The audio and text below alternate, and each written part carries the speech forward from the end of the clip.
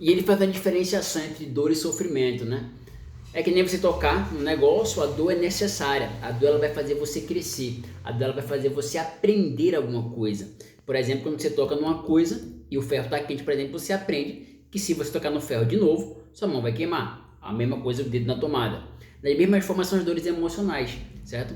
Ela tá ali para te ensinar alguma coisa, para você aprender alguma coisa, né? Eu já vou adiantar para você aprender o que fazer. É você sempre transformar a sua ação numa ação positiva, num pensamento no sentido de o que é que eu tenho que fazer, não no que eu não tenho que fazer, no que é que eu quero e não no que eu não quero, certo? E então a dor é necessária. Agora, o sofrimento é que é desnecessário. O que é o sofrimento? É quando a dor já passou, você já aprendeu a lição, você já deveria ter aprendido a lição. Aquela dor ela já foi suficiente para que você aprendesse algo, para que você crescesse, para que você evoluísse e você continua remoendo aquele pensamento do passado ou projetando aquela dor para o futuro, remoendo no passado ou projetando a mesma dor para o futuro. O que acontece? Já passou aquilo ali. Era para você estar vivendo agora. Era para você estar focado nos seus objetivos. E você fica fazendo o quê? Sofrendo. Quando aquilo ali já passou. Você fica lembrando ou projetando coisas que não deveriam projetar, certo? Então a dor é necessária, mas o sofrimento não. O sofrimento só te ferra. E onde é que está o sofrimento? No pensamento. A partir do momento que você para de pensar, você para de sofrer. E aí ele continua, né? Falando que o sofrimento é como se fosse uma coisa de dor autoimposta, nós ficamos pensando nisso aí. E qualquer pensamento que não se converta numa ação positiva não tem utilidade nenhuma, não é bom para nada na nossa vida, certo? Então sofrer, você ficar remoendo coisas no passado e ficar pensando coisas negativas do futuro, você só vai sofrer. E nossa imaginação ela tem o poder de tornar uma coisa no futuro 10 vezes pior. Interpretar uma coisa do passado 50 vezes pior, aumentando que o nosso sofrimento, ou o seu sofrimento, certo? Então a ideia, o sofrimento não tem utilidade nenhuma. A ação positiva é que vai fazer a sua vida mudar para melhor. E uma parte que ele fala, um pensamento pode causar anos de sofrimento. Sementes de pensamento crescem até se formarem muitos raivosos. Ainda assim, nós acreditamos em nossos pensamentos e deixamos que eles nos dominem. A felicidade depende inteiramente de modo como controlamos os nossos pensamentos. Depois ele vai dividir os estágios do seu controle de pensamento em 4, né? O primeiro é quando você deixa que sua vida, o seu eu, seja controlado pelos pensamentos que vem na sua cabeça, que via de regra vão te fazer sofrer. Esse é o estado que ele chama de ilusão, ou não, de confusão. O outro é quando você está ali e você não está bem consigo mesmo, você consegue o que? Se distrair. Você vai jogar um videogame, você vai beber, você vai fazer alguma coisa que vai te dar um prazer, certo? O que acontece? Aquilo ali, naquele momento, te tira do sofrimento. Aquele ali, naquele momento, te tira da dor. Sendo que nem uma droga, depois que passa, a dor volta. E o que acontece? Quando ela volta, parece que ela volta um pouquinho mais forte. E aquilo que você usou, aquele videogame, aquele álcool, aquela distração, aquela coisa engraçada, ela talvez fique cada vez menos importante, cada vez menos oponente, te trazendo cada vez menos a capacidade de anestesiar aquela dor. Então você vai para coisas mais fortes. E aí que está o perigo, porque ela não soluciona, ela é apenas uma invasão. Depois ele fala do estado de felicidade, né? Tenha pensamentos alegres, tenha pensamentos positivos e você vive no estado de felicidade.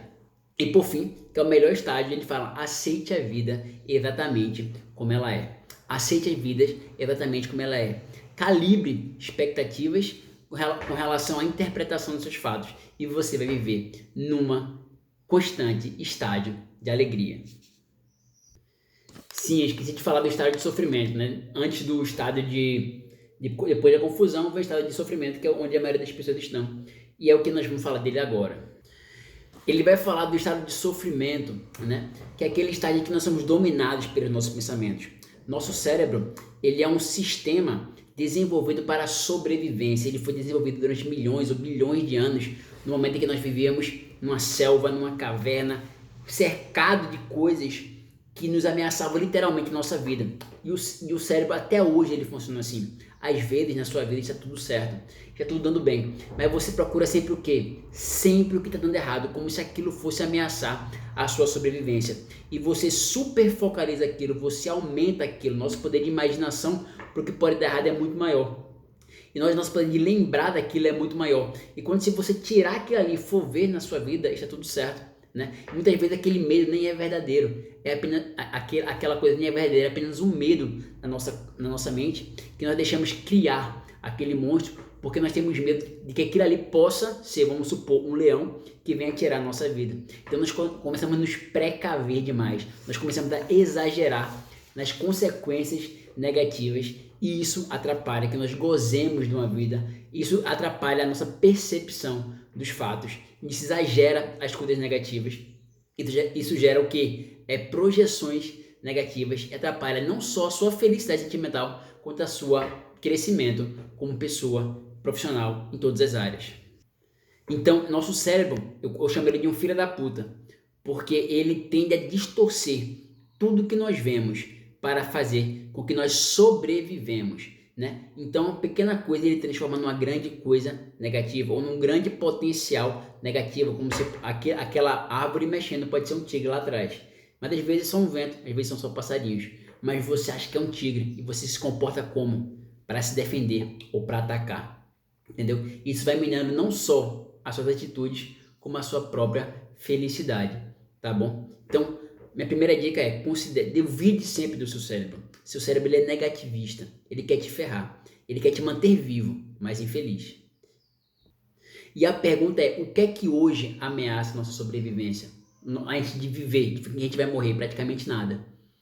Mas o cérebro continua procurando isso e nos deixando uma vida árida, uma vida infeliz, uma vida com pouco amor, com pouca compreensão.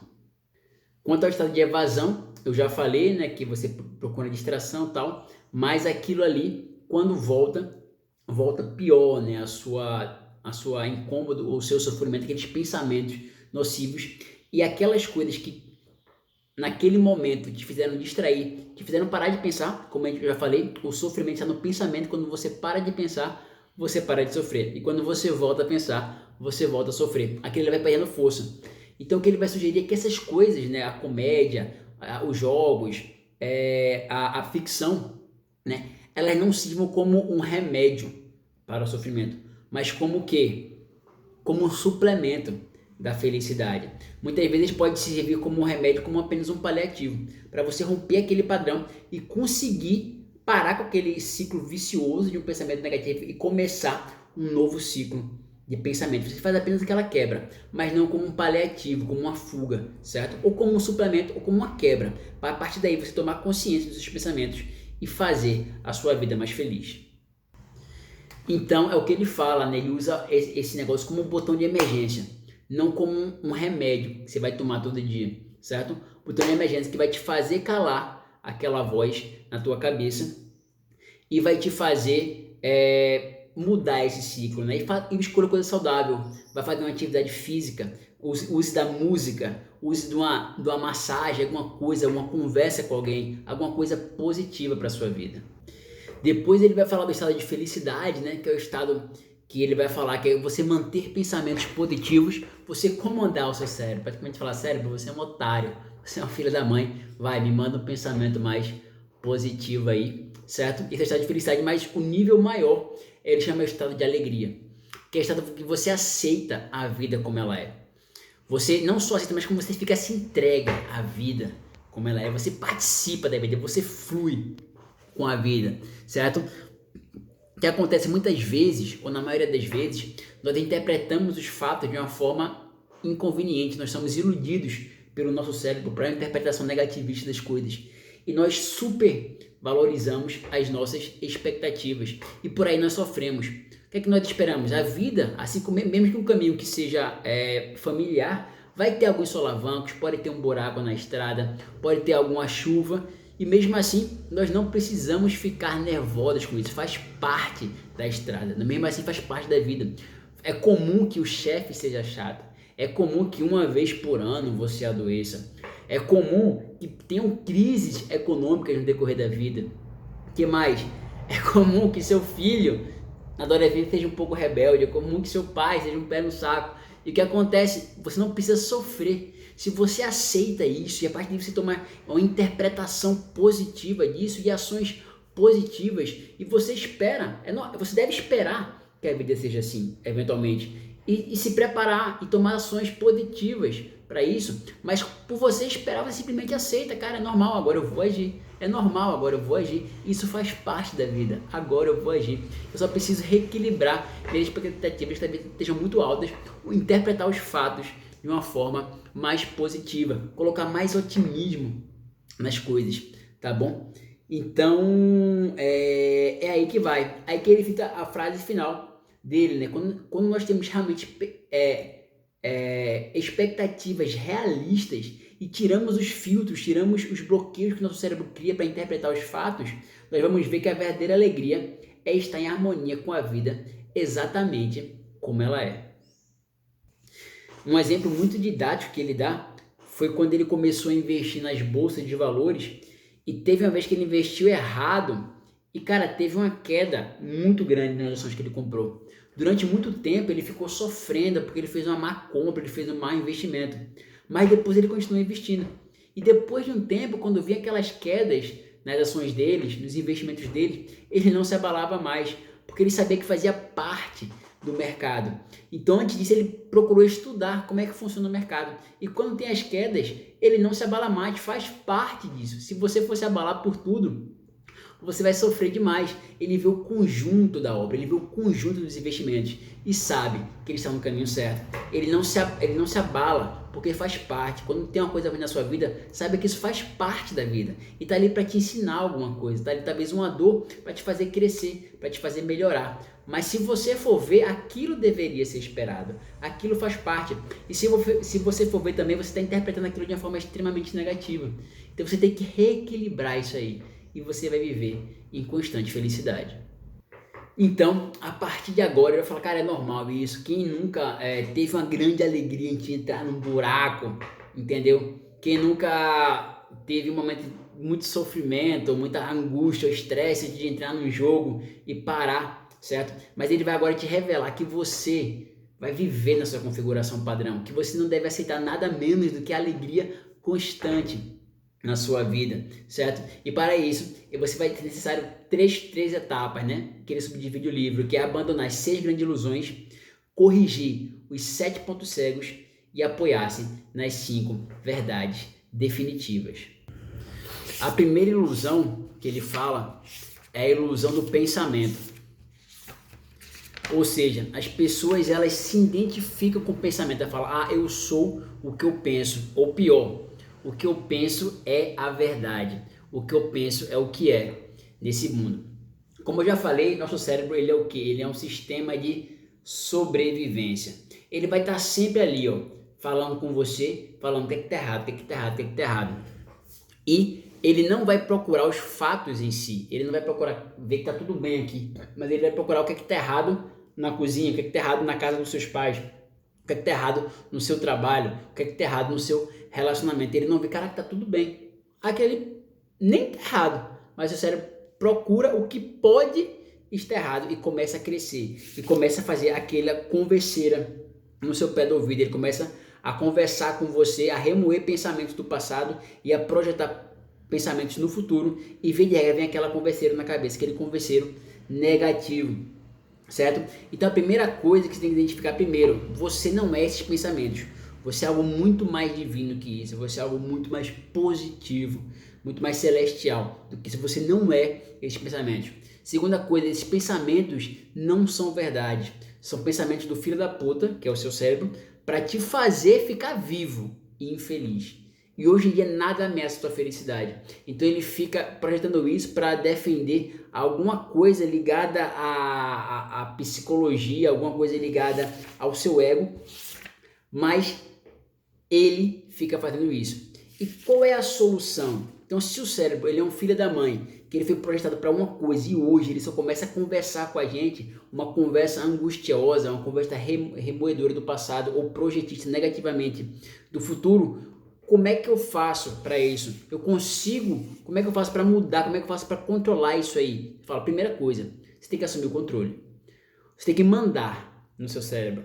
Ou seja, você vai pensar o que eu mandar você pensar. Você vai pensar da forma que eu determinar que você pense. E a partir de hoje, você vai pensar de uma forma mais positiva. Você não vai me enganar interpretando os fatos como dando tudo errado, quando na verdade uma vírgula dentro é errada, mas minha vida toda está dando certo e você fala minha vida está errada, meu relacionamento está ruim, porque uma coisinha está errada, tá bom? Então você não vai generalizar as coisas. Então a primeira coisa é você saber que o cérebro, boa parte dele, aquelas partes mais importantes dele, não depende do pensamento. Se o coração bate, o cérebro comanda e ele não depende do pensamento. Você respira sem nenhum pensamento. O que quer dizer? As coisas mais importantes para a sua vida, ela não depende do pensamento. E por que nós entregamos a nossa felicidade a um pensamento? Será que sua felicidade não é tão importante assim? Certo? Então a primeira coisa que a gente precisa fazer é assumir o controle, certo? A gente fala para o nosso cérebro que é a gente que manda. Isso vai exigir o quê? Uma prática, isso vai exigir uma dedicação e um passo a passo progressivo, certo? Primeiramente ele fala do tal do ciclo do sofrimento. O que é um ciclo do sofrimento? Você começa a pensar alguma coisa negativa do passado ou projetando para o futuro, certo? Você começa a ficar preocupado ou angustiado. Isso vai gerando mais pensamentos que vão ficando cada vez mais cíclicos na sua mente. Que isso gera o que? Sofrimento. Isso gera uma paralisação. Você não sabe o que fazer. Você não era nem para o lado. Você não era nem para outro. Que isso gera o que? Mais pensamento relacionado àquilo que gera mais sofrimento, que gera mais paralisação. E você fica nessa angústia, bola de neve, certo? Então a primeira coisa que você pode falar é por que você precisa viver esse ciclo. Pensamento que gera sofrimento, que gera a inação. Você pode romper logo aqui, ó, pensamento corta, pensamento muda o pensamento silencia o pensamento, que não dá origem ao sofrimento, que não te paralisa, você consegue agir, certo? Beleza? E como é que você faz isso? Você tem que neutralizar primeiro a negatividade do pensamento. Você não conseguiu neutralizar a negatividade do pensamento, você tem que neutralizar a negatividade do sofrimento. Você começou a sofrer, você tem que saber que isso é mentira, que isso é errado. Isso é o nosso cérebro interpretando as coisas de uma forma negativista, exagerando, esquecendo tudo que tem de bom à nossa volta, tá certo? Lembrando de memórias e projetando elas para o futuro, como se fosse aquilo fosse sempre acontecer, beleza? Então vamos lá, a primeira coisa que nós precisamos fazer é aceitar e treinar progressivamente que os nossos pensamentos são controláveis. Os nossos pensamentos, eles não são algo que não é controlável, que ele vem na nossa cabeça se a gente mandar. Ele era assim, mas você pode domesticar o seu cérebro, você pode controlar os seus pensamentos a ele ficar mais positivo. A primeira coisa, o primeiro passo é a palavra observe o diálogo. Quando começar aqueles pensamentos, tá, você simplesmente observa, não acredite neles, mas apenas observa, como se fosse um seriado, como se fosse um Big Brother, como se fosse um programa de televisão. Você só observa, vai observando, caraca, eu tô pensando isso, caraca, eu tô pensando aquilo, olha que diálogo ruim, olha que diálogo interessante, olha, porque meu cérebro só observe, sem julgar, não julgue seu pensamento, só observe. Quando você começa a observar seus pensamentos, por incrível que pareça, ele já o que? Começa a diminuir a carga de pensamento. Ele começa a ficar mais sereno. Ele começa a ficar o quê? Mais calado, certo? Depois, quando você começar a ter consciência dos seus pensamentos, você começa a ter consciência também dos sentimentos. É o que ele chama observe o drama. Você começa a ver como é que aquele pensamento se relaciona com o seu corpo, com o seu sentimento. Então, por exemplo, ele fala do exemplo dele, que ele gosta de tomar café, e ele estava escrevendo esse livro numa cafeteria. E na cafeteria, com área para criança passando, criança correndo, batendo em mesa, e ele ficava extremamente puto, porque atrapalhava ele, e acho que ele ficava mais puto porque como é que os pais não fazem nada com isso, né? E ele começou a se questionar, caraca, primeiro, por que eu tô ficando tão chateado com isso? Peraí, não. Peraí, pensamento, peraí, corpo. Eu poderia até ficar chateado, mas por que eu tô ficando tão chateado com isso? E ele se perguntando, ele começou a lembrar de quando a filha dele era criança. E ela era uma criança muito cheia de energia, muito agitada também.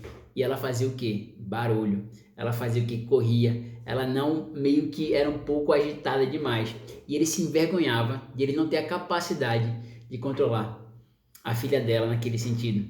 E agora ele projetava essa incapacidade dele, que ele considerava incapacidade, quando ele era pai de uma criança pequena, nos pais, e ficava remoendo aquilo ali.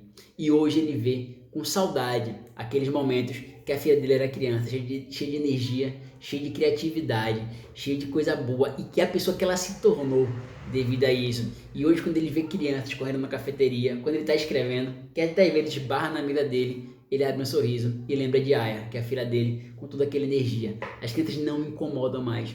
Você vê que não mudou os fatos, mudou apenas o pensamento, mudou apenas a interpretação das coisas, mudou apenas a conversinha que começou a ter na cabeça dele, só mudou a conversinha, não mudou nada, entendeu? Mas ele primeiro começou a observar o diálogo, depois ele começou a procurar o porquê que ele estava tendo aquele diálogo e se questionar, por que que tá esse pensamento tão negativo? Por que que tá essa raiva, essa agonia exagerada? Não era para estar assim, que peraí, o que que tá acontecendo?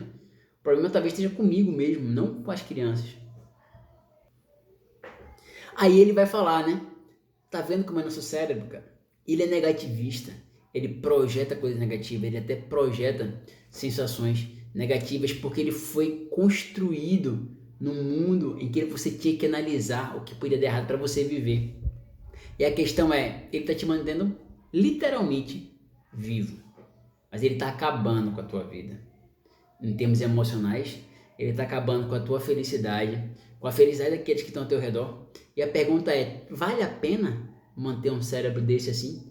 Vale a pena você se precaver de tudo e ter esse estilo de pensamento na sua cabeça, te sufocando uma erva daninha, esse veneno, entendeu? Então a questão é, não vale, muda isso, você não vai morrer, bota o pensamento mais positivo, tira o medo, bota o pensamento mais alegre, certo? E aí que vem, quando você começa a observar o pensamento, quando você começa a analisar o drama, os sentimentos, e começa a falar, cara, isso tá errado, começa a modelar, ele começa a silenciar esses pensamentos, aí vem a terceira etapa, que gera o vácuo. Você começou a observar os pensamentos, você começou a analisar, e você fala, esse pensamento tá errado, aí você não pensa em nada, mas gera aquele vácuo, e no começo, quando gera aquele vácuo, a nossa mente precisa preencher alguma coisa, senão vai fazer o quê? Vai voltar o pensamento negativo. E quando voltar o pensamento negativo, o que é que a gente faz? Né? A gente coloca aí um pensamento positivo. A gente coloca um pensamento positivo, coloca alguma coisa mais alegre, alguma coisa mais entusiasmada para a nossa vida. A gente pode inclusive falar para o cérebro, me traz um pensamento positivo. O pensamento positivo geral me traz uma lembrança positiva, me traz uma projeção do futuro que vai ser melhor.